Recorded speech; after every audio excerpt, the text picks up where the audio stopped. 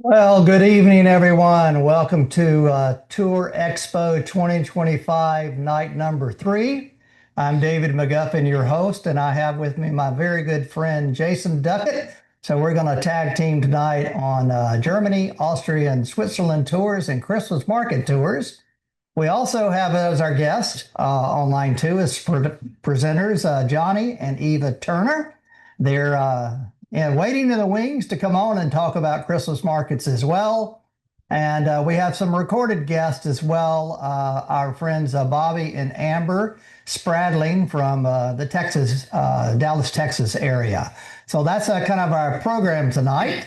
So I'm just going to zip right on through here and go slide by slide and talk about our topic for tonight. But before I do that, let me give you some advertisements. Here we are, the 7th, the 16th of this month, and we're doing Germany, Austria, and Switzerland. We've got tomorrow night, and then next week, Monday, Tuesday, Wednesday, and Thursday as well. And you can see those topics at hand and see what's going on. Now, during this Tour Expo, we're giving some special discounts for anyone who wants to sign up for a 2026 tour. And so $100 off any tour that you sign up for and pay your $400 deposit.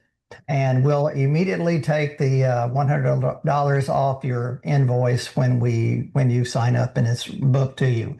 Now, we've got 29 or 30 different tour routes that we do all over Europe every year. And with that, we've got about 60 tours on the books to do next year. And some of them are being filled. Some of them are not filled at all, but especially the ones in the spring are filling fast. And so if you'd like to do that, look at davidmcguffin.com or scan this QR code right here. It'll take you to our tour menu, and we'll be good to go on that. The other thing is that we have just a few extra tours that we're finishing up this year, and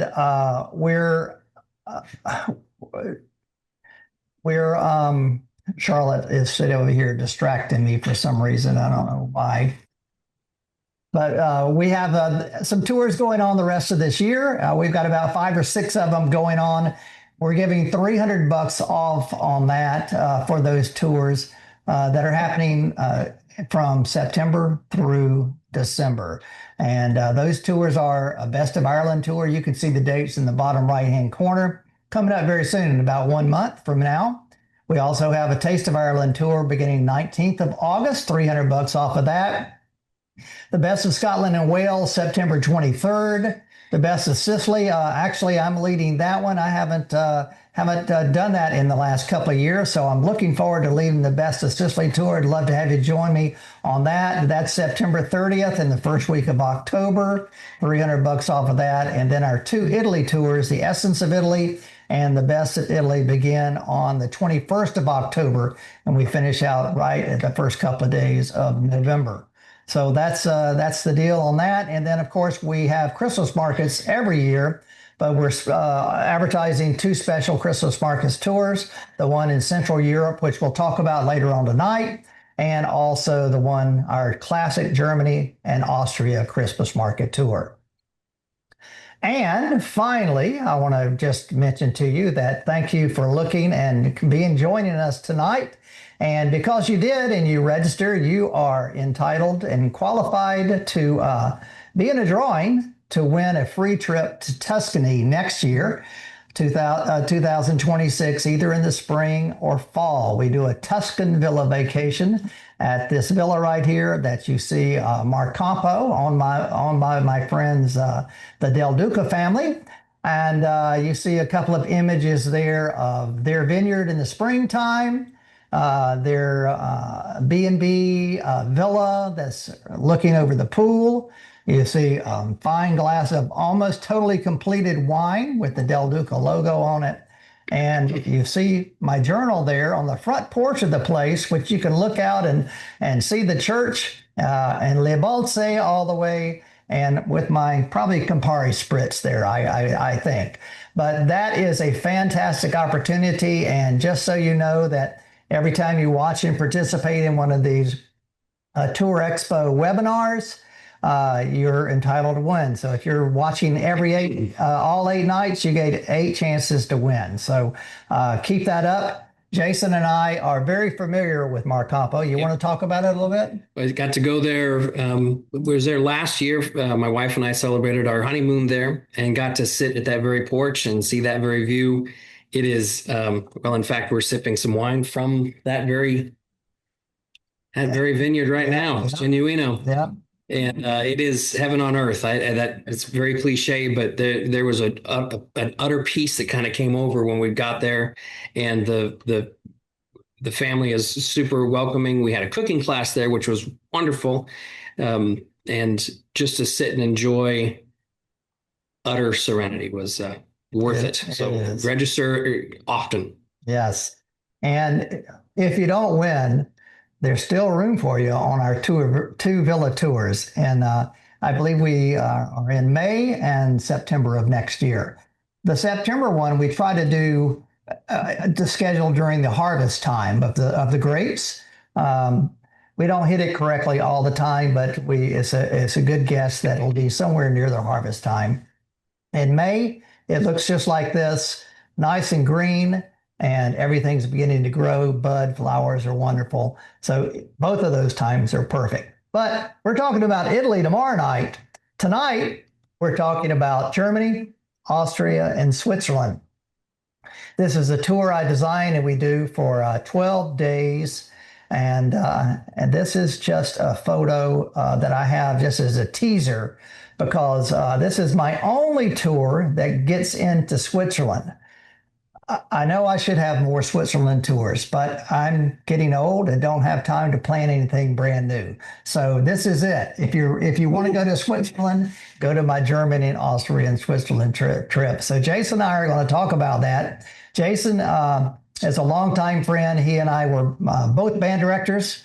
You just retired, right? I just retired a month ago, and I'm very happy. Yeah. So, but we were band directors for 30 some odd years. I was 30 and 35 years. So, hence a lot of folks that helped me out with my business are educators, teachers, band directors, former students. Matter of fact, my whole company is probably all of that stuff. So we all are like-minded in the fact that we love to show people around. We love to teach.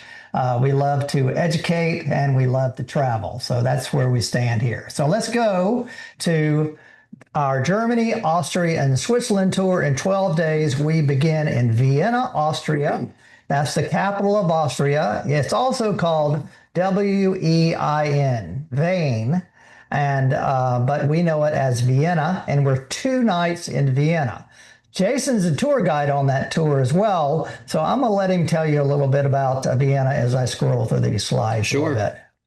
There we go. This is the center square, if you will, the St. Stephen's Cathedral. The sides of the roof of the cathedral is a big photo opportunity because of the mosaic design that's there. I'm going to mispronounce some of those things. I think. Yeah. But this is the walking tour of Vienna is a pretty easy one, flat, and takes just a couple hours, but you're able to see in just a very small 1-mile circle, the inner circle, in fact, is what they call it there, that you see all of those sites, the palaces, and yeah. And this is the opera house, the Vienna Opera, and it's really up the main drag about 300 yards. And so that's the extent of Vienna city, is between the ring where the old walls were. And so if you go there with us, your experience would be to arrive the first day, kind of get acclimated. We start around 2 or 3 o'clock in the afternoon, and we take a walking tour, like Jason was mentioning, around the cathedral, going by the opera house and through some of the little small streets of the town. And then this is, I'll tell you a little bit about this. I think I recorded this a while ago. Tonight from Vienna, Austria. A beautiful day here, and I am at the Hofburg, the imperial palace of the Habsburg family. Hof meaning the king, and Berg meaning house. a huge sprawling palace complex consisting of about 40 acres or so here. We're looking back, just here behind me are the imperial apartments. I've walked through them just a moment ago and toured them. Franz Joseph and his wife Elizabeth, commonly known and affectionately known as Sisi, lived here and was the last emperor here. The Habsburgs were powerful here in this region and were the kings and queens of this area of Europe from the mid-13th century all the way to 1918 with World War I. So I hope you enjoy looking around the grounds of the Hofburg, some of the little city parks, a tram ride, and an experience today in Vienna. Hey, your adventure starts right here with David McGuffin's Exploring Europe. We look forward to talking to you at the end of this show tonight. And right there in those are those gardens in the Hofburg Gardens. So just imagine this is the palace of the kings and queens of the Austro-Hungarian Empire named the Habsburgs. And this is their city palace. Now, they have palaces all over Europe, and they just have one 5 miles outside of town as well. But it's a beautiful place to go and to walk around. As Jason mentioned, it's all flat and everything else. And then just across the street from that is the City Hall. And it's in the summertime, they have outdoor movie every night that's featured there. And then in the winter, we'll show you that as well. A Christmas market is right there. So it's just a wonderful place to go and to be a part of. Now, not many people get up into the Vienna woods. And a long time ago, I learned to take the tram up here and go to these vineyards that are just outside of town. And these family-run little restaurants are up there called Huringer. And you go for a very quaint little meal and the fresh green wine, not green in color, but green meaning the fresh wine from the harvest year. And you have that there. So just a year or two ago, I revisited that because I hadn't been there in a few years. So that's just a streetcar ride outside of town for about 20 minutes. Now, Jason, you can talk about the food. Why don't you do that? I will. I will say that one of the nice things about the tours that you have is that ability for you to take that tram and go up to the vineyard or to leave town or to have that time on your own is well balanced into the daily activities that you have just about every single day. So you can go at your own pace and you really have the autonomy to go do what you want, and then still be able to have some guidance through some of the main sites. There's some examples of the food, and we're going to have some food after this, is what I understand. The beers over there, if you're a beer fan, as I am, are all, of course, locally done, and so there's that very classic 4-ingredient German purity law that applies to the beers there, and so they're very clean and crisp. And very refreshing. And in the summertime they'll do radlers, so they'll mix it with some lemony stuff to cut it and to make it more fresh. But the food there is sourced all over Europe, of course, very differently than we have in the United States. Much more locally grown ingredients, much more organic, and the flavor of things that you might not like here are very different over there. That salad there in the middle is so unusual, but in Austria and Germany. And if you don't like salad, you'll like it here. It's got a very tangy dressing on it, a little creamy vinaigrette dressing. But you can see it has carrots and corn and tomatoes and red cabbage. And it might not sound or look appealing, but once you mix it all together, you eat it all up. I can tell you when I'm traveling, I was just gone for almost 3 months. And when I got to Germany and Austria, those salads were great because I had my fair share of what's on the right is the meat and potatoes, the sausage, and the pork and all of that. But I just had a great time with those salads and, of course, the beer. Jason, you go to that place there on the main drag in Vienna that has those little sandwiches. Right? Yes. There's a number of those little kiosks where all through Austria, but it's in Vienna is very affordable option for food. And it's a bratwurst or something similar, but it only costs €3 or €4, and you can get a beer there too for just a couple of euro. So it's a very affordable option. But the schnitzel over there is extraordinary. And you can't hardly miss walking into any restaurant. So this is inside the Vienna Opera House. In the last year, I've had two occasions to go. The last 2 years, the two occasions to go in and to see a production inside. Both times, I only spent €7 because I bought a standing room only space, and because the seats are $300, to go in there. But we could stand in line, and these friends of ours, we went in and we paid a small amount, but then we went to this place to pregame, right?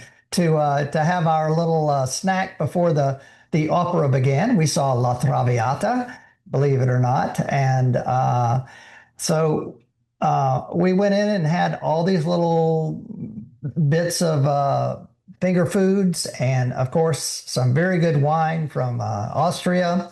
And we felt like we were, except for the way we were dressed, we felt like we were royalty almost. But that was a great experience. Inside here, let's see. Hey, we made it through the first act here.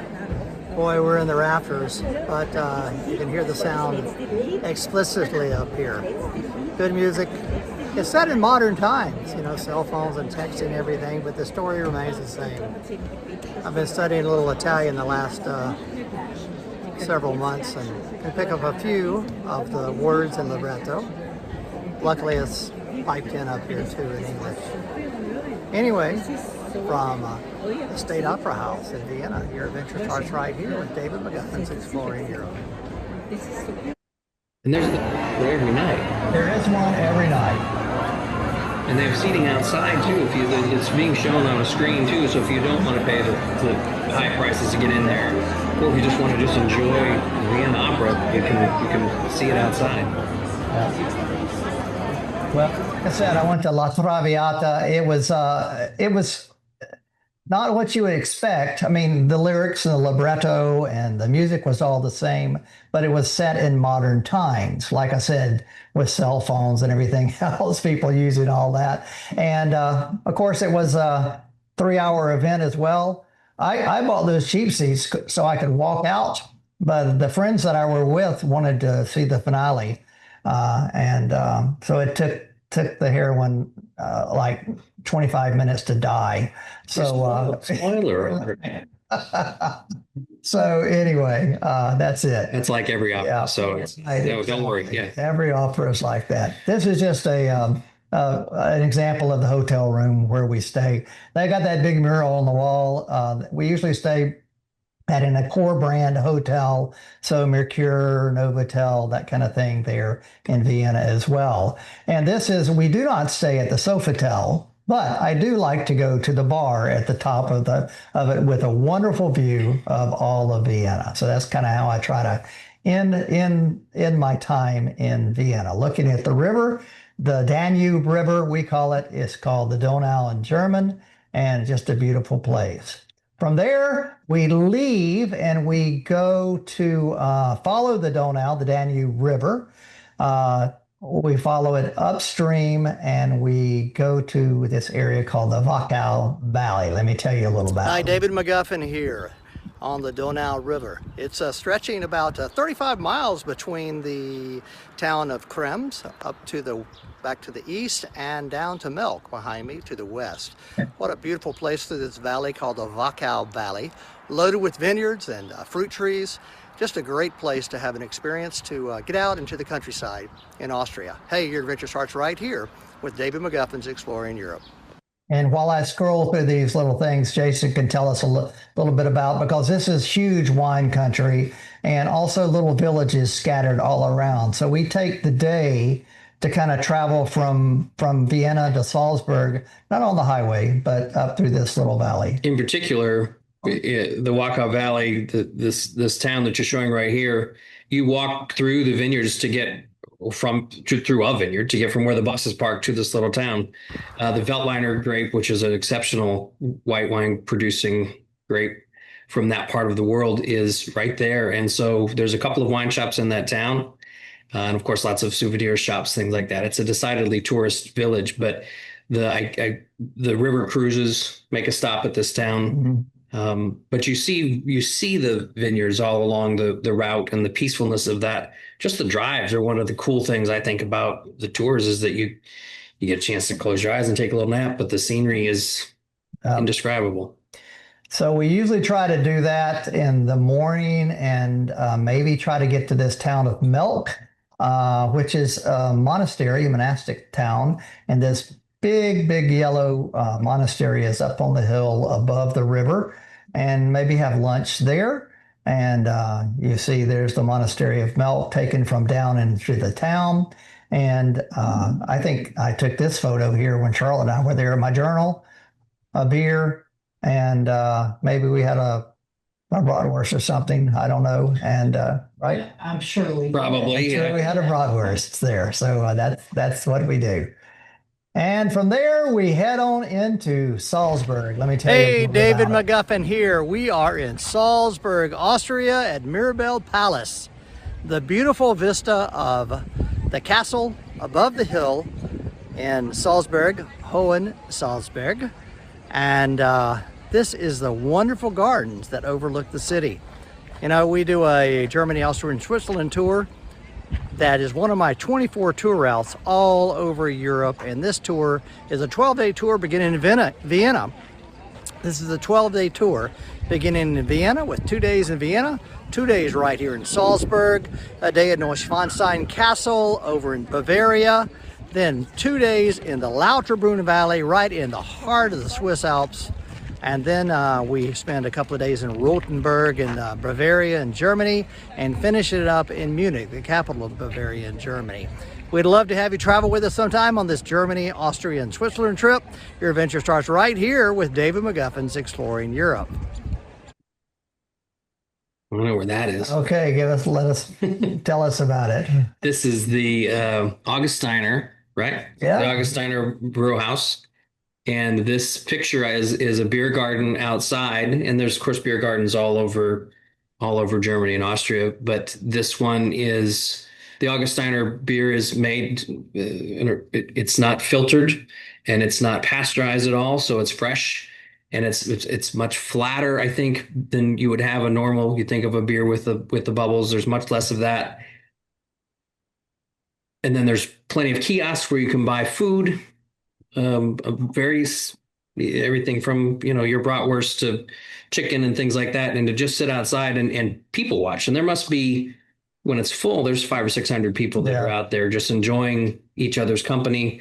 And you get to go fill up your own stein, which is really kind of cool too. This ceramic stein that you run under some cold water to get it to the right temperature, and then you hand it over to the guy, and he fills it up, and if you flip him a little €0.50, he gives you a little bit more. Right from the keg. It's right from the keg, and they're just pouring them constantly. And Salzburg is as a musician, of course, is where Mozart spent a great deal of his life, and so there's a lot of Mozart opportunities there. And I don't know if you have a slide of any of that, but you'll see his house or his birthplace. And but to see all of the sites in that town, the churches and there's a little more hills here, and there's some, if you're a fan of The Sound of Music, there's a couple of references in Salzburg.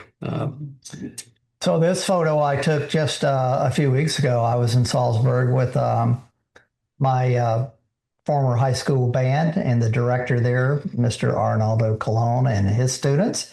And we did the Sound of Music tour, and that's what you will do as well on this tour.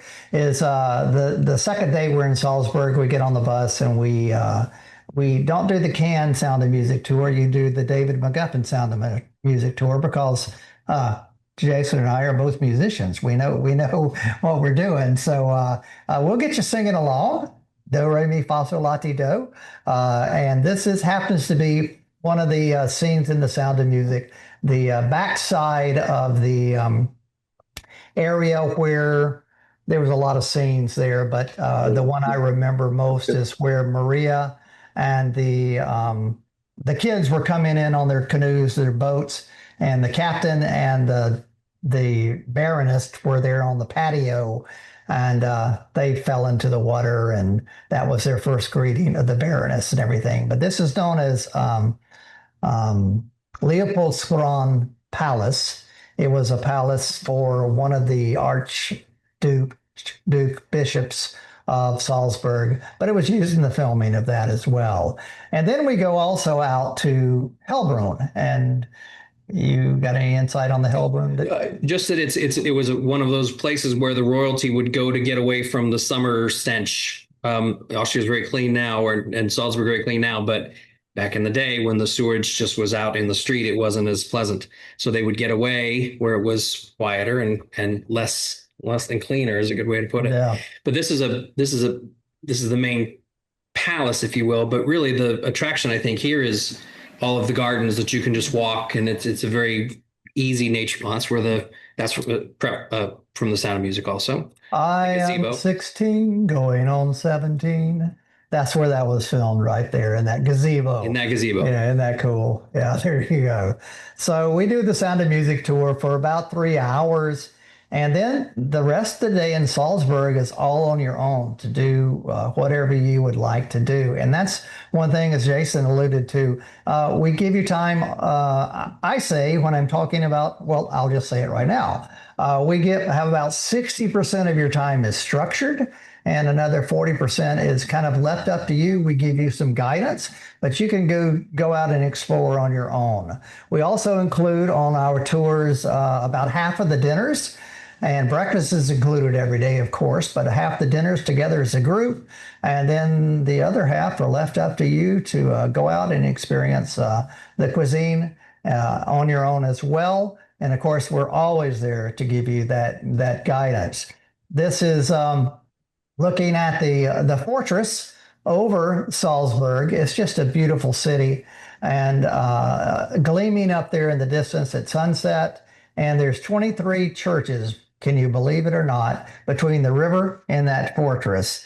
And they're just amazing. So Salzburg is a great place to visit. I want you to remember these images that we are in the summertime, because our last 1/3 of the tour of the program tonight is about our Christmas market tours, which go to these areas as well.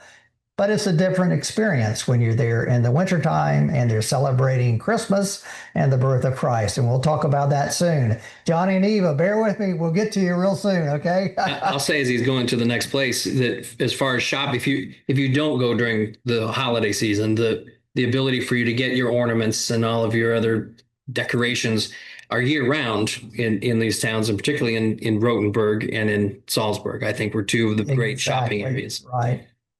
So from there, we leave Salzburg and we go to Neuschwanstein Castle. It's a bit of a drive, about a 3-hour drive, but we're going through the beautiful countryside, and we're leaving Austria going into Bavaria. And we show up at Castle Neuschwanstein, and I'm going to move a little more quickly here because we do have a lot more to cover. But this Castle Neuschwanstein is built in the late 1800s by this almost the last king of Bavaria, Ludwig II. And so he built this as sort of a fairy tale castle situated overlooking this lake right here with wonderful views and everything else. I was there just almost a year ago with my most mature traveler I've ever taken on a trip. This is Ed Berry. He is 92 years old, and he and I made it to the top of Mary's Bridge right here, overlooking this castle. A wonderful man, and we had just had a great time. It was his second or third trip with us in exploring Europe. So I just took really good care of him and enjoyed traveling with Ed. And from there, we go to Reutte, which Jason was talking about a moment ago. And in Reutte, we stay with our friend Herman, and you can tell a little bit about that, okay? So David and I were talking earlier. I've traveled with David for almost 20 years now. My first couple of tours was I was just the band director. I wasn't running a tour or anything like that. And I would have never thought that a place like this would have been something I would want to go to. This is about day 5 on the tour, so all the jet lag is kind of worked out, and everybody's got their legs under them. And you've been in these towns for 4 days, and now you're in the middle of nowhere. And this bed and breakfast in this tiny little town is a beautiful way to sort of decompress. You've got, this looks like white asparagus. It's right Yes. there. Again, you would not get this year round. You would get it when it's in season. Exactly. But it's a fresh meal prepared right there for you. And the owner is not the manager. It's Herman. It's a guy you'll get to who will be very helpful and personal with you. And so it's a beautiful, quiet place to spend that night. Yeah, and we were just there one night, and it's kind of in a transit area, so there's no big sights there other than we went to the castle, and now you're getting to come to this little inn in a small little village. It's surrounded by the mountains, and just kind of relax, go to the bar, have a drink, have a great meal, regroup, open the window and sleep in the cold alpine weather, even in the summertime. It's just beautiful. And there's a group that we've had previously. And from there, we'll talk about Reutte also at the Christmas market tours because we visited there one night as well. But from there, we take kind of a pretty long drive, the longest drive of the whole thing and the whole tour. And we go and visit the area of Liechtenstein and Vaduz. And we just make a lunch stop there. And then, but our main event is to go ahead and get to Lauterbrunnen in Switzerland. Jason, take it over from there. Lauterbrunnen is, again, a little town that the first time I toured, I didn't know that town at all. And you wouldn't unless you know it. It is in the middle of the Swiss Alps, or at the foot of the Swiss Alps. It is a very small one strip of street town that probably from start to finish is no more than half a mile. But the view is what you're going there for. You're not doing there it is. Yeah. The waterfall that's over there in the background, the Staubach Falls, are beautiful, and they light them up in the evening. So one of the great things to do, I think, is to go down there and just listen to the waterfall, but to take pictures, especially as the sun is setting. But even at night, it's a very different look of that waterfall. And of course, there's waterfalls all around. So when you open the windows that night to sleep, you have the white noise of all white noises. Mm-hmm. Right, exactly. And you get time in Lauterbrunnen the second day to explore it at your own pace in lots of different ways that take you up 10,000 plus feet into the mountains, or you can wander the town, or you can go inside the falls are in right, Trummelbach Falls. Falls, where you can see those falls from inside the mountain. So this is a photo taken from up above the village of Mürren, I think, looking down to that valley where we stay. But there's many kind of cog railways and lifts and funiculars that go up into the mountains, and then you can into the Alps, and then you can hike. If you want to, you can hike as little or as much as you want to. And if you don't want to walk at all, you can walk between the train and the funicular, the lift, the cable car, and just enjoy everything. So it's a great free day to do that. A couple of years ago, I did probably my only time to go up to the top of the Jungfrau. And that's what they call the top of Europe. And it's pricey to get up there, about €100. But I made the plan to do it, and I did. Rode one of those trains right there. You see it going there on the left-hand side. And here I am with a couple of bottles of Prosecco and a Pringles, it looks like. Freezing. Which is what you always have on the top of your Pringles all the time. Freezing to death. And just beyond that barrier is the glacier going down into Italy. There's very few glaciers that are still active, or long ones nowadays, but that one is the longest one there. So that's a look at the Jungfrau, the three mountains there, the Monk, the Eiger, and the Jungfrau. So that's just the beautiful view from Lauterbrunnen. Now, didn't you go hang gliding or something one time? No, we went last year, but you can. And if you go to Mürren, you can watch those hang gliders just below you. A couple years ago, my wife and I went to a little area called Fierst, which was kind of a outdoor park. They had a kind of you got into a little thing and they zip line down maybe a half mile as if you were flying, but great hiking and Yeah. unbelievable views. And again, on this tour, we plan the second day. We have dinner the first night together. The second day, you have totally the entire day until we leave the next morning to do anything you want to. And being up in the mountains, up in the Alps and at sunset and seeing it illuminate all those mountains is just a beautiful sight. I'd love to talk more about Switzerland, but we need to move on because when we leave there, we leave Switzerland and we go into the area of the Black Forest in Germany and visit these couple little towns. We change up all the time, but this is a little town in the Black Forest not known as Staufen. And so we just do kind of a lunch stop there in the Black Forest just to give you a chance to see some cuckoo clocks, which are very famous, and beer steins that are all produced there in the Black Forest of Germany. And then from there, we go to the town of Rothenburg. And Rothenburg is probably my favorite little Bavarian town. It's a quaint village set back in time, surrounded by medieval walls. On the left-hand side, well, actually both of those sides. I was just there a few weeks ago, and Leslie, who's there with me in both of those pictures, who she and I work together, and you probably talked to her on the phone if you call Exploring Europe. But she and I were out doing some exploring for a tour coming up soon. So we had a lunch right there, and then spent the evening there in that town as well. But this is just some scenes from it. Here I am on the right-hand side with the night watchman. He gives a wonderful tour throughout the summer season as well at 8 o'clock every night for English speakers. And then again, another spritz, because I don't know why the Italians show up in Germany, but there's a lot of Italians there. So they make a pretty good spritz there as well. Look at there. There's some Vespas, speaking of the Italians, and these half timber homes as well. And I don't know, Jason, you want to chip in a little bit about it? That night watchman tour is if you have anybody that's ever gone there, that's kind of a must do, and it's very inexpensive, and the night watchman is very entertaining and thorough. You can walk. This is the walls around the city. You can walk the perimeter of the city in probably under an hour, elevated, and take great pictures. And but that's the wall that was there. And it was spared during World War II, but that the night watchman will tell you about why that was.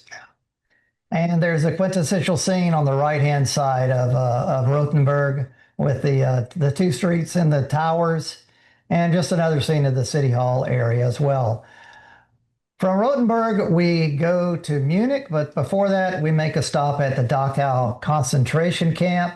This was in 1933. Hitler established this as his first camp, and it became the model for all of the other detention and concentration camps all over Europe that the Nazis established, that Hitler established.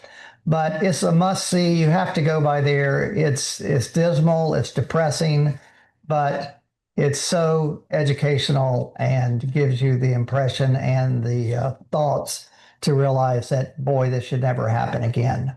And so it's just touching. There's a wonderful museum there, and you walk through the camp area as well. And from there, we go to Munich, and this is the That's the Hofbrauhaus. this is the Hofbrauhaus. My friends Greg and Connie are there, and they're giving us a Prost at the Hofbrauhaus. So in the Hofbrauhaus, there's seven official breweries in Munich, and so the Hofbrauer is one of the seven. Connie found, while she was there, she found two couples. She found four Bavarian men that kind of adopted her and bought her a few drinks and a round of schnapps as well, I believe. So she had a great time with these guys. They were just having a whole lot of fun at the table next to us. This is the big city hall there in Marienplatz in the main square in Munich. And then you were talking about the beer. The seven different breweries the that are seven there. breweries, and the way in which, if you could read this sign, is telling you what is it called? The Reinheitsgebot or something like that. Bless you. The way in which the the way in which the beer can only be brewed and produced with that particular law that was produced back in the day.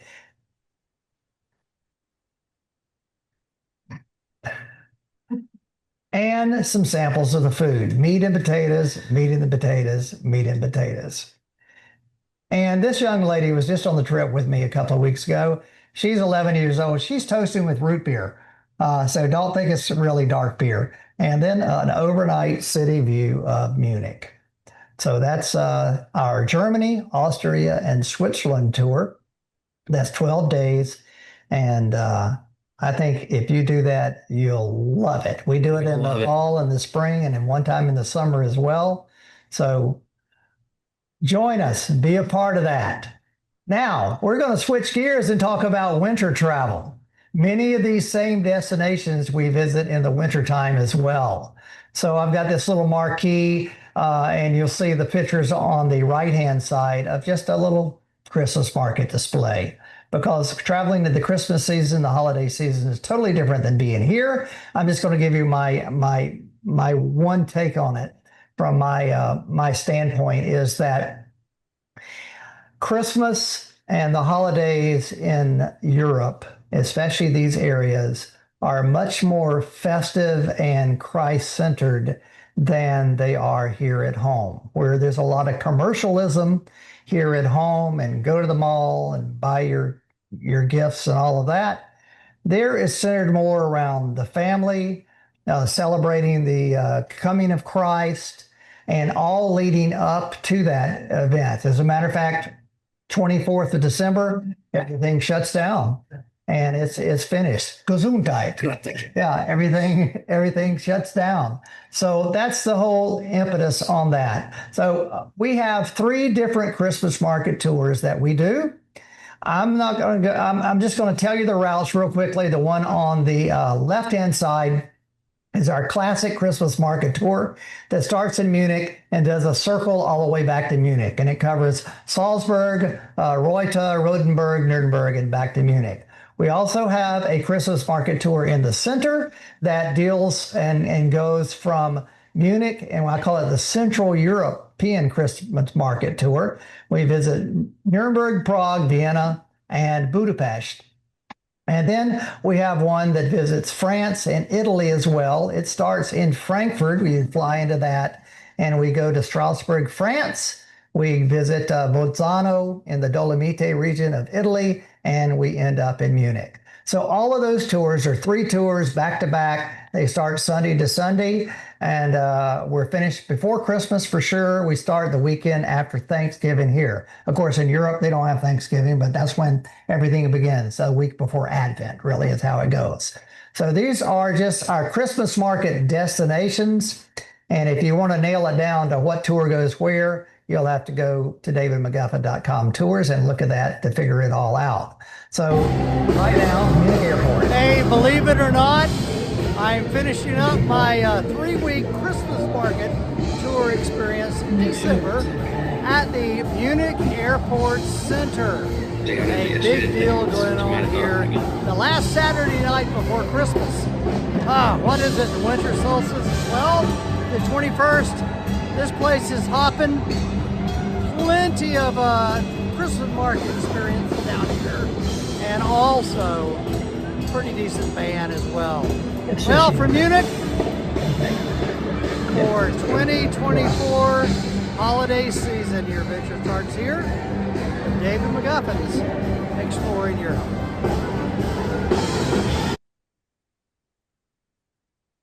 Okay, so we visit Salzburg. I've already talked to you about Salzburg and all of the experiences there, but these are the Christmas markets in the main square and a little kiosk. Now, what's different about going to the Christmas markets is that we have outdoor markets.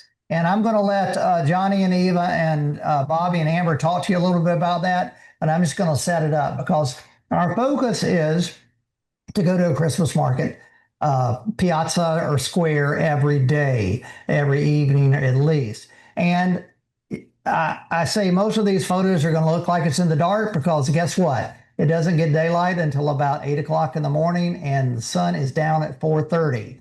But the festive lights come on, and you got a great experience there. So that's what we're talking about. There's a little twinkling of some of the wind and the signs on the displays on the Christmas market kiosks.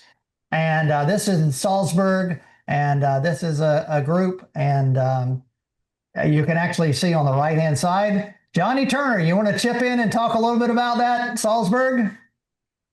Oh yeah, I guess I'm the guy with the bright coat. Oh yeah, of course you are.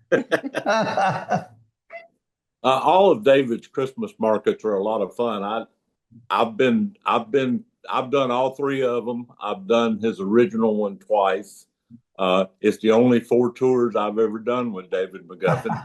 But I love Christmas markets and I love going, and I depend on David to take me where I need to go and show me what I need to see, and to do it in a safe environment.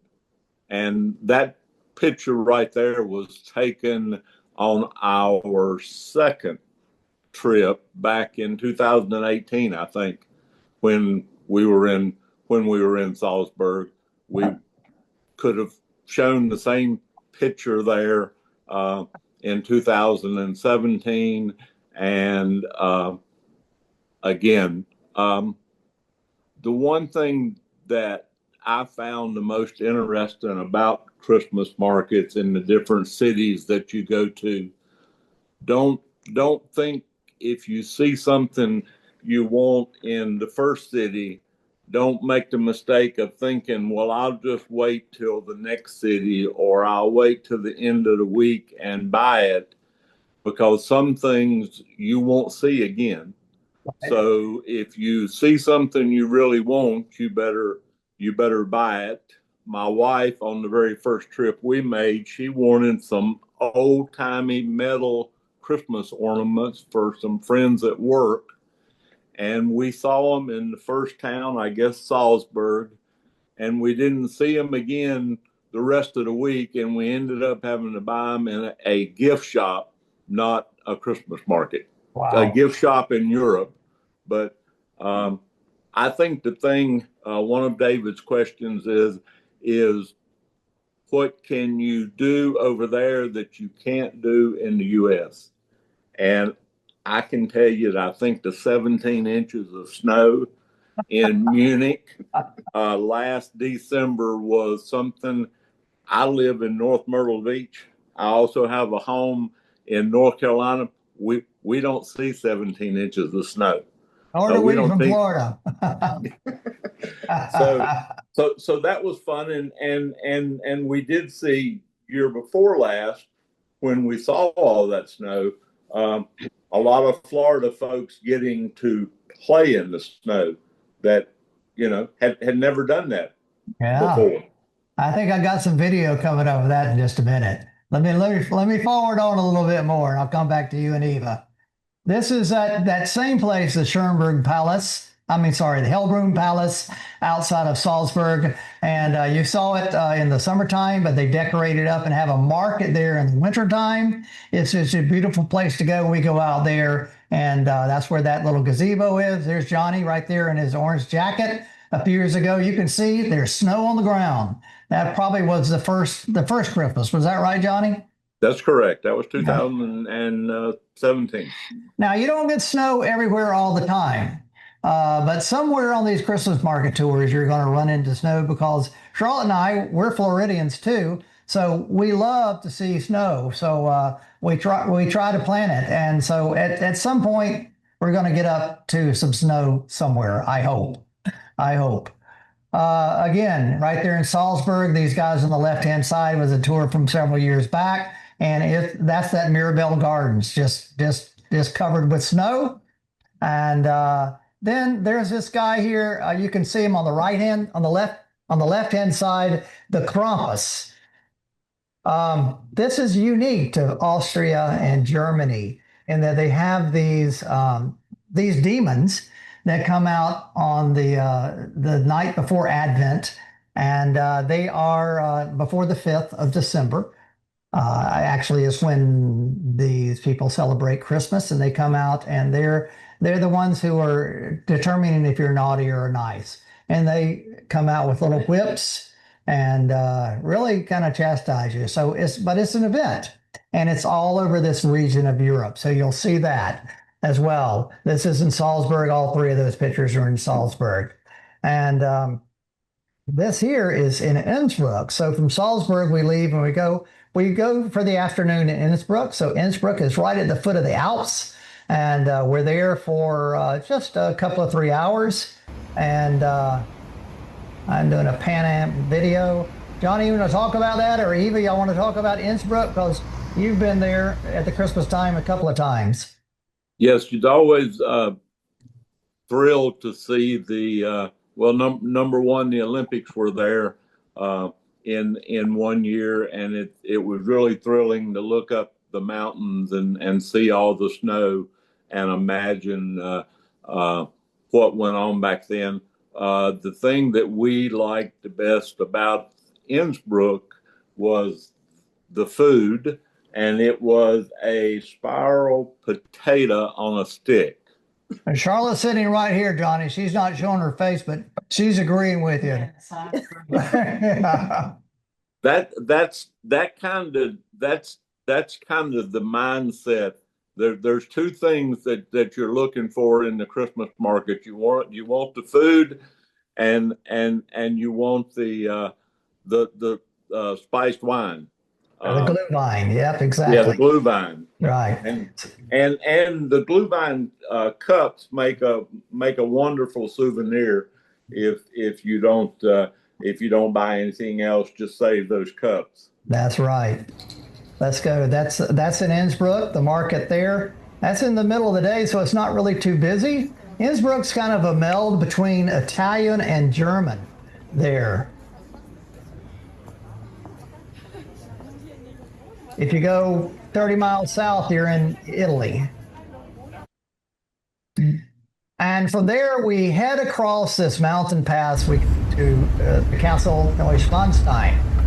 But there you go. We usually encounter snow on this drive for sure.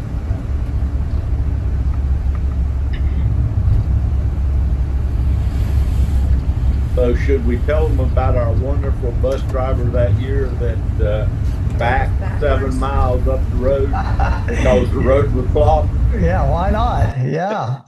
That was just a couple of years ago. We had an unprecedented amount of snow on that tour. As a matter of fact, everywhere we usually did not encounter snow, we did, and we thought we were going to have snow. In Bolzano, in the Alps, there wasn't any. But I got a couple of pictures of that coming up there. Neuschwanstein Castle. Now, remember we talked about that on the Germany, Austria, and Switzerland trip too. So this is the little village down there at the bottom of it called Schwangau. There's the castle up in the background and the little village loaded with snow. It's fun to take the horses up to the point where you either go up to The bridge, Elizabeth's Bridge or Mary's Bridge. Mary's Bridge. Sorry, got the wrong name. And that's a fun way to go up there in the snow, singing carols as you go. And this is in Reutte, in the parking lot in Reutte. I wanted to show you my own bus, David McGuffin Exploring Europe bus. It's my friends, the Elbow Bus Line from the Netherlands. We've had a relationship with them for years and years and years. And so it happened to snow the night we were there. That's that. And then another year, another company we use, Iro, which is in Germany. That's the hotel we were talking about and Jason was referring to in Reutte, with who our friend Herman owns. And so we're there, and that's where we had that great dinner. And we stay a night here as well in the wintertime. Johnny, you want to talk about that? That's another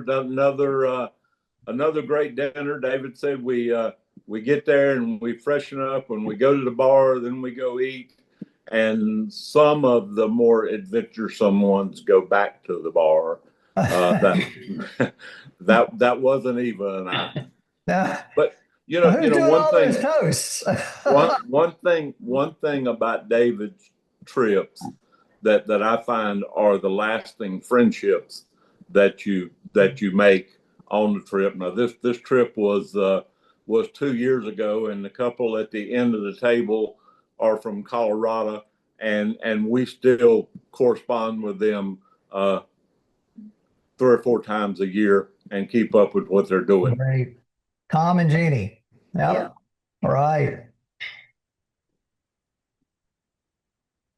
From there, we go up to Rodenburg. Now, you saw Rodenburg in the summertime. Here it is in the wintertime. Somebody tell us about Kathy Wolfart. Well, that's the only reason Eva goes on a Christmas market tour.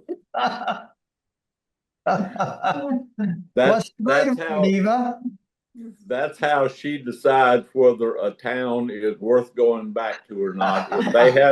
If they have Kathy Wolfart, she'll be ready to go back to it. Rotenburg is the only one other than we did see one of their stores in Nuremberg last year. Okay, good to know. And for me, I couldn't give a Kathy Wolfart whether there's one there or not.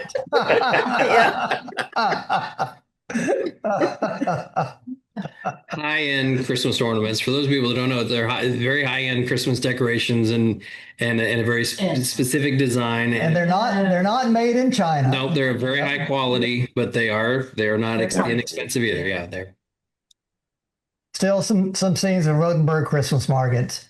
And then we go to Nuremberg, which is billed as the largest and oldest Christmas market in Germany. They're famous for these little sausages called Christmas markets and Nuremberg in general are famous for these. I guess I'm talking about called Nuremberger sausages. Nuremberg. Typically, you get 2 or 3 in a bun, and so that's what it is. Drei and Weckler. 3 in a bun. Drei and Weckler, I think. It just came to me. It's probably wrong in German. They are good. They are good. Rodenburger sausages. 3 in a bun. There you go. Nuremberger sausages. And just another scene from the Nuremberg Christmas market. Okay, David McGuffin here. This is Amber and Bobby Spradling. They're from the Dallas-Fort Worth area. Let's see. Let me get them on there for real. Okay, David McGuffin here. This is Amber and Bobby Spradling. They're from the Dallas-Fort Worth area, and they've traveled with me on 3 different tours, I believe. And so tonight we're going to talk. I think that's queued up at the wrong plot. It'll come up real soon, though. Okay, here we go. Okay, David McGuffin here. This is Amber and Bobby Spradling. They're from the Dallas-Fort Worth area, and they've traveled with me on 3 different tours, I believe. And so tonight we're going to talk about the Christmas market experience, because you guys, you've done a couple of Christmas market tours, right? Yes. And so remind me of the first one we did.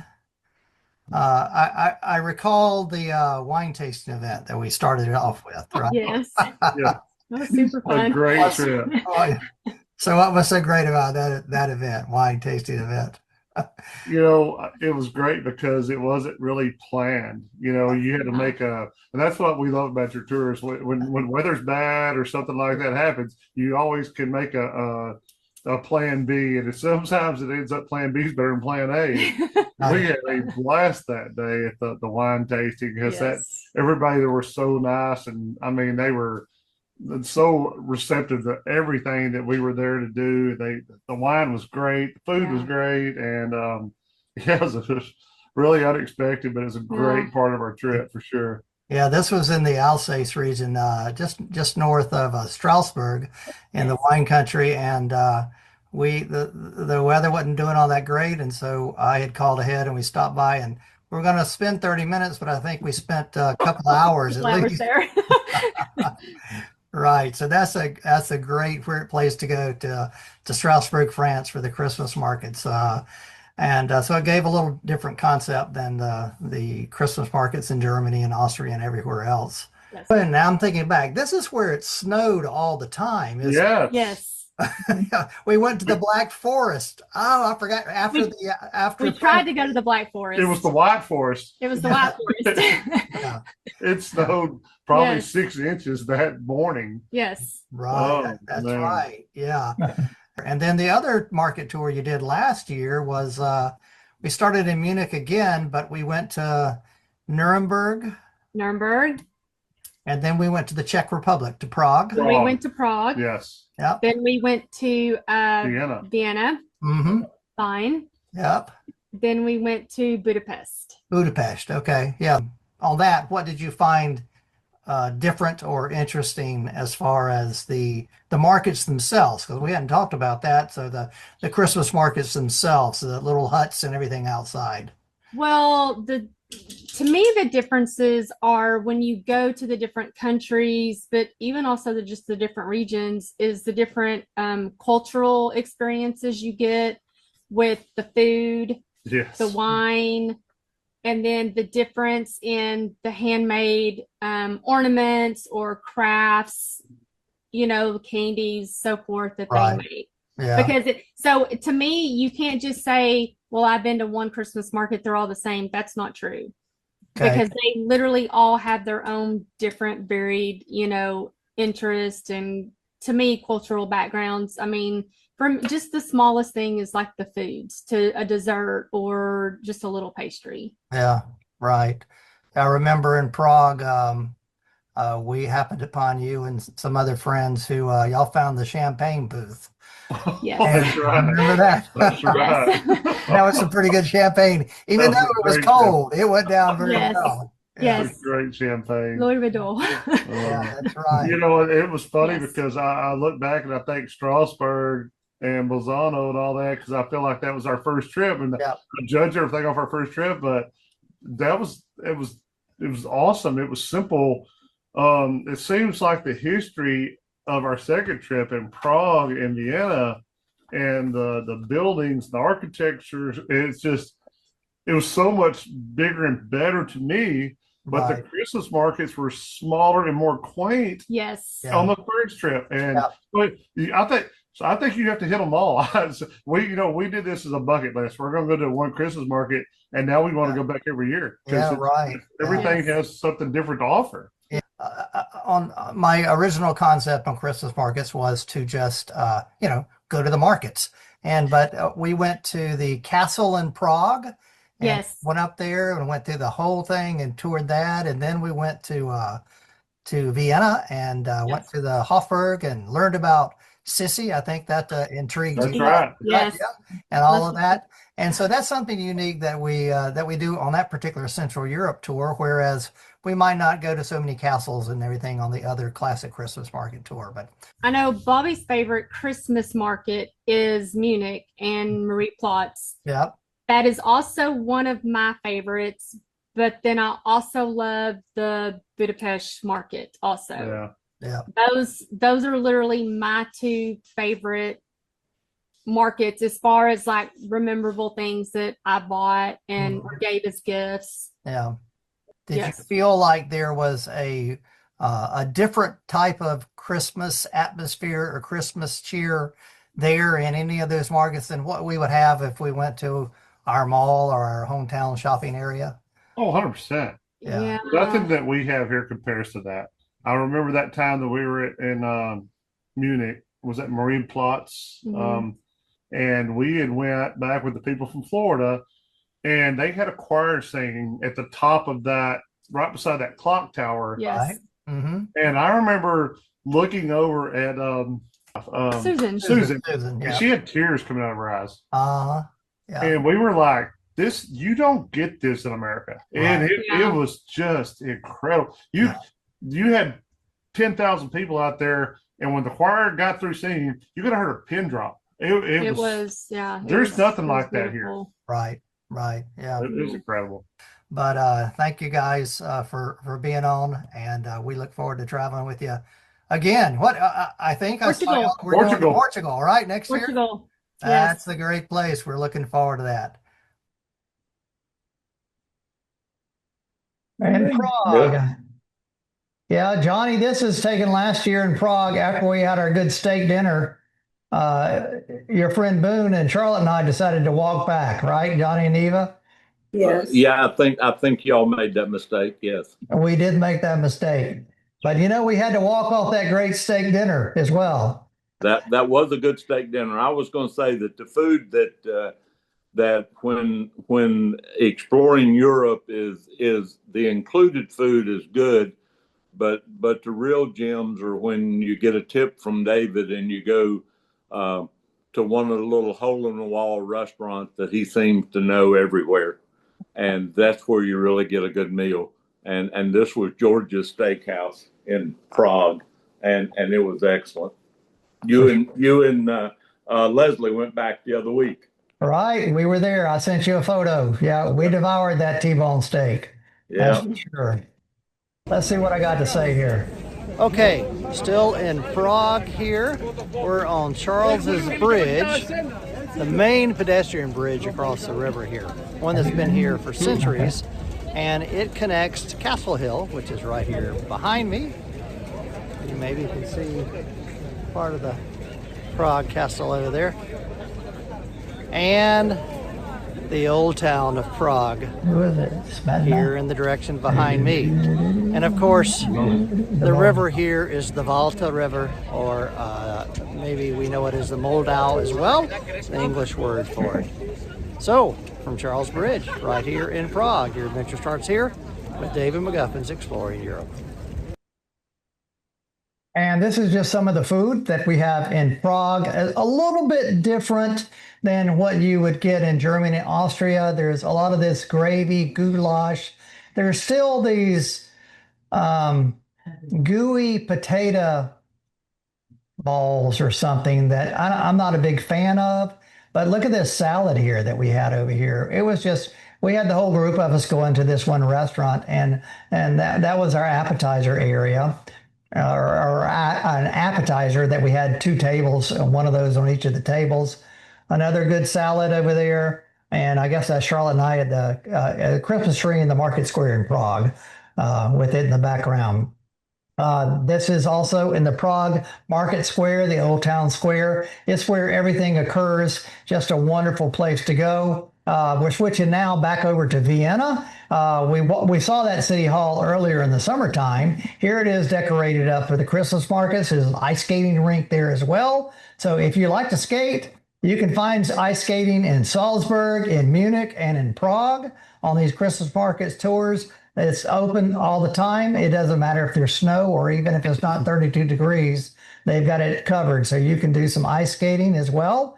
You can also find some places to do some sleigh rides. You can, and that's in the Alpine regions as well.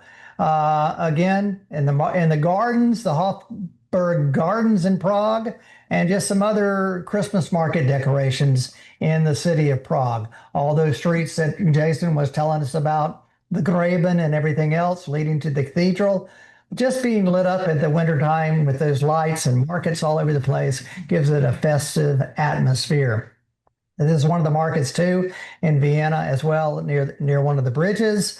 And then I skip all the way over to France just to give you an idea of what's happening in France, in Strasbourg. Strasbourg is a beautiful city, and it's a total contrast from anything else in the other markets because it's not only decorated in great hues and everything else, but you have a different cuisine. And boy, I can tell you, after all the meat and potatoes of Austria and Germany, when you go to France, it's kind of nice to get some snails and whatnot, right? Who knows? And mussels. And so that's really good. Yeah. Yeah. Whatever. I'll take the meat and potatoes. Yeah. The main market square in Strasbourg. This is that group. Johnny, I think y'all were here, but you're not at this table. This is part of the group you were on, right? Yeah. That's the party people. That's the party people. We were at the more demure table, right? That's correct. Yeah, they partied at the winery beforehand before they got there. So my friends there, so that was a great time. Strasbourg also has this area called, gosh, Charlotte, help me remember the name of it. Le Petit. Paris. Paris. La Petite Paris area, the small little Paris area of Strasbourg, which are these half timber homes similar to what they would be in Rothenburg as well. Here's the snow Hey, David story. McGuffin here. We are in the Black Forest, the Schwarzwald. But today it's the Weisswald, the White Forest, because we're at about 3,200 feet here up on this on the high road through the Black Forest. And little did we expect this much snow, but it's an adventure for a lot of us because we're not from where snow is. So we're having a great day so far here in the Black Forest in Germany. I don't remember you getting out Oh, there. Well, Johnny, tell us about the snowball fight. You weren't, but you watched it, right? Yeah, of course I did. You know, I didn't take part. I was just observing. But that was great because there was no snow when we left the hotel that morning, and we were going to go up over that mountain and go somewhere for lunch. And the further we went up the mountain, the more snow we got. And that's also the day that the truck jackknifed on and blocked the road, and our bus driver had to back up 7 miles. That's right. Yeah, it pays to have good bus drivers. it certainly does. It did that day. Yeah, you got it. You got it.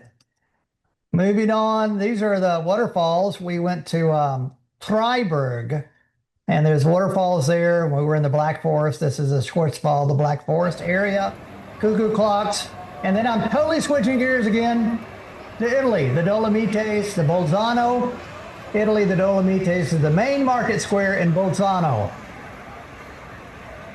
That's a view out of our hotel window. Yes, it was. Yes. You enjoyed that place, Johnny and Eva?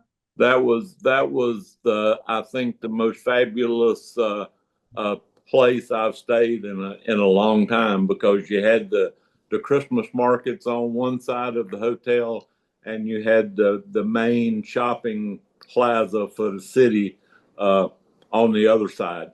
Right. So I often say that we stay in city center hotels, but this is about as city center as you can get. You couldn't have got any more center unless you don't have to walk very far. Not like Salzburg, you got to walk a mile, right? In the rain, don't forget that. In the rain. Okay. And here it is in the this is the Christmas markets in the morning, not quite open yet. That's great. Another little square we call the old market square, where they had the handcraft gifts and everything there. And then I'm skipping gears again. We're going to Budapest. This is in the Czech in Hungary. And Charlotte, or maybe you see this picture here. Those are those little ornaments that you can't find anywhere else. They do a lot of ceramics there that are, I mean, they're handmade. Yeah. So again, nothing from China there. So it's very different from any other market that you'll go to.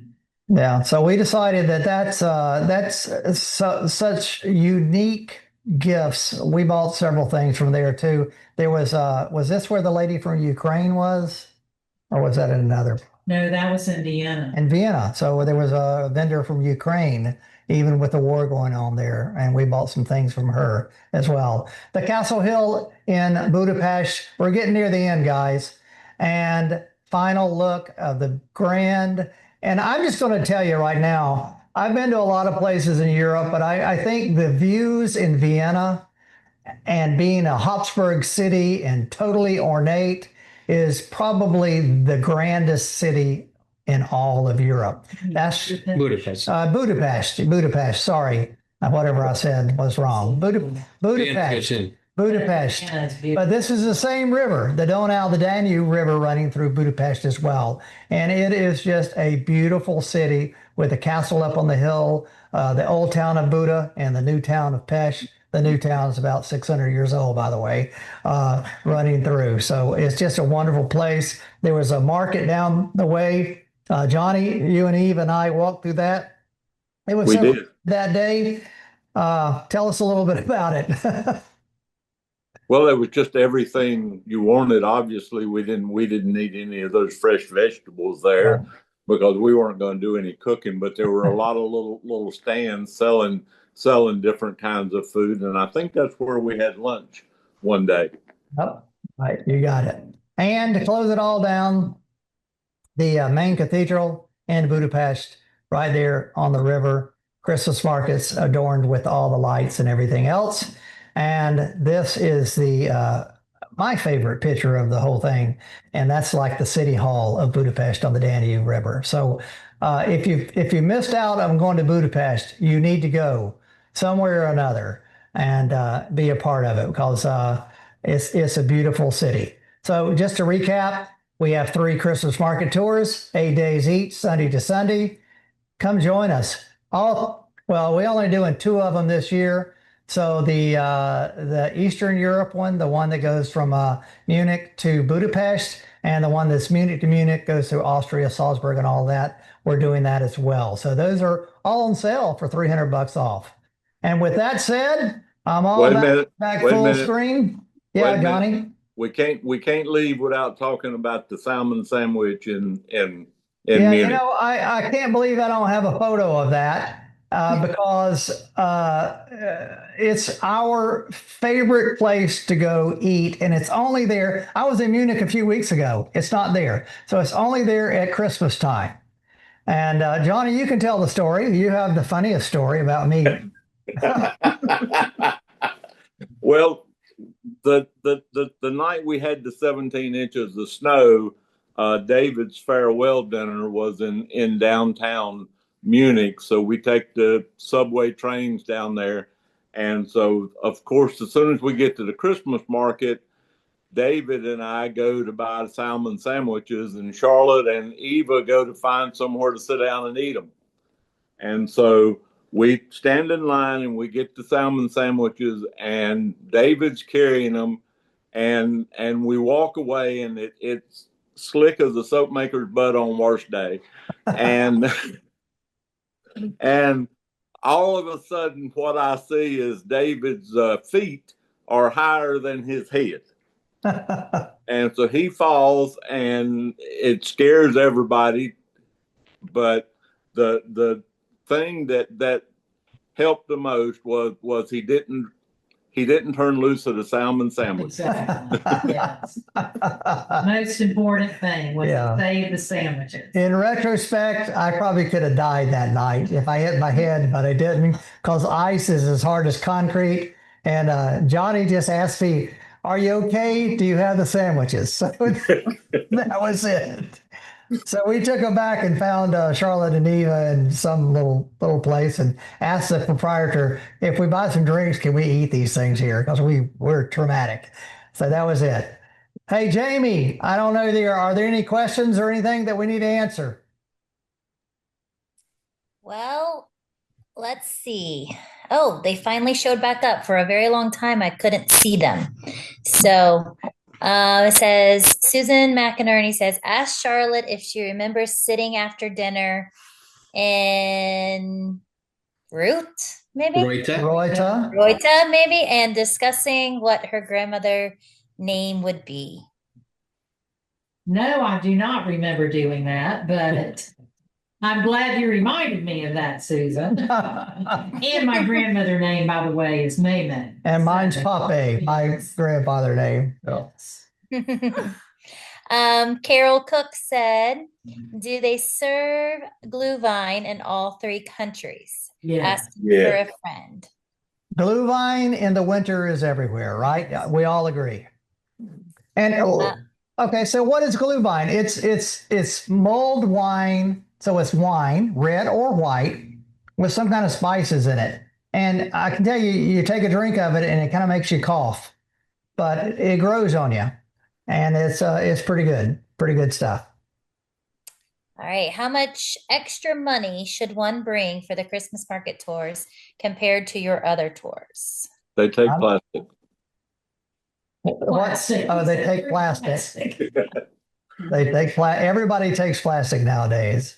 But I understand the question. I think that I've traveled many times over there, and I've not unfortunately done the Christmas markets yet. It's a bucket list, but I would say that's a place where I go, and I really am only planning to buy a souvenir or two, or maybe nothing, just because I've been a number of times.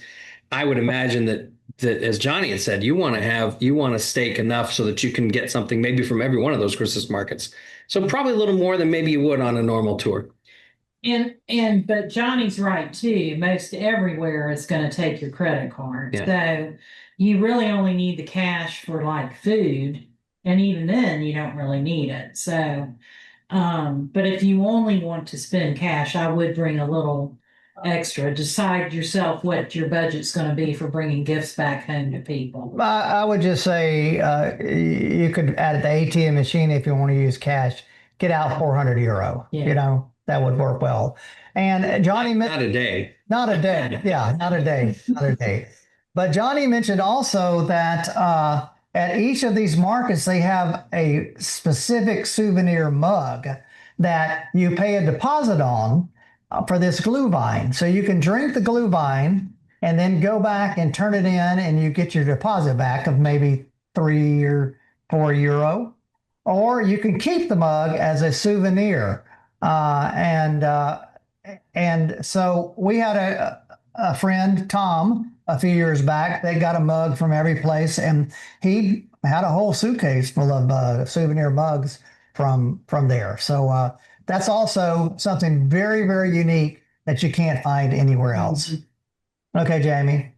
And the last one is David drinking Marcampo wine, which yes, you are. Yes, we're drinking a Genuino Marcampo wine here at the table. We may have to open some Justo alla Balse for our finale tonight. Who knows? But yes. Oh yeah. And one last one is from Andy Sykes. Does Herman still make the homemade strudel and Reuter? Yes. Yes. I think we get that apple strudel every time we're there. It is wonderful. Thank you, Andy. Andy was on here last night, by the way. Yeah. That it, Jamie? And that's it. Okay, guys. Thank you guys for sticking with us. Charlotte's been looking at her watch a long time, but guess what? We're not on the clock here. I'm not paying for this. So thank you guys for sticking in and being a part of it. And come travel with us to Germany, Austria, and Switzerland anytime during the year, including Christmas time. Jason, thank you for being here tonight. It was wonderful. Johnny, back a lot of memories. Eva, thank you so much. And Bobby and Amber, wherever you're watching, thank you for being a part of it. And with that said, gute Nacht. Okay, good night, everyone. Night, David. Cheers.